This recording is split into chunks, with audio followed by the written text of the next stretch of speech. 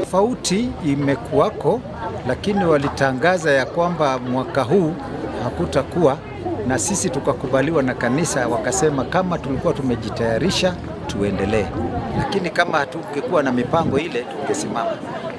Tunawaunga mkono kwa upande mmoja, kwa sababu wanasema hawa watoto watakuwa grade 9 next year, ili wakienda senior watoke junior secondary school kuwe na hiyo mwito, waone kuna mabadiliko hata kimasomo na hata kimaumbile. Unajua kuna changamoto ya kwamba wale tumewatengeneza mwaka huu wataenda kuingiana na wale bado katika darasa la grade 9, lakini tumewa-equip ya kwamba watakuwa kufit vizuri na wale wengine.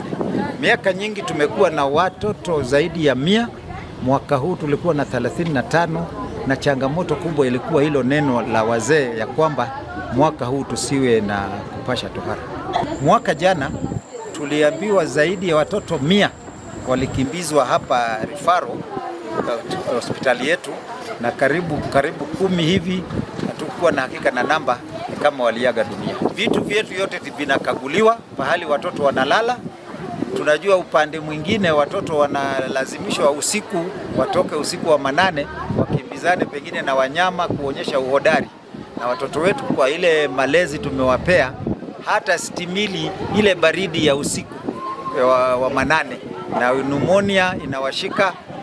Ya pili, katika setup ya kanisa sisi tunawabariki na Biblia na mambo ya Mungu, na huko kwetu kule vijijini tumegundua hata kuna watu wanawabariki na pombe, na huyu mtoto hata maisha yake ya baadaye itabidi pengine aanze kutumia vileo, kwa sababu aliona wazazi wake ndio wanambariki na vileo hivyo vya kulevya.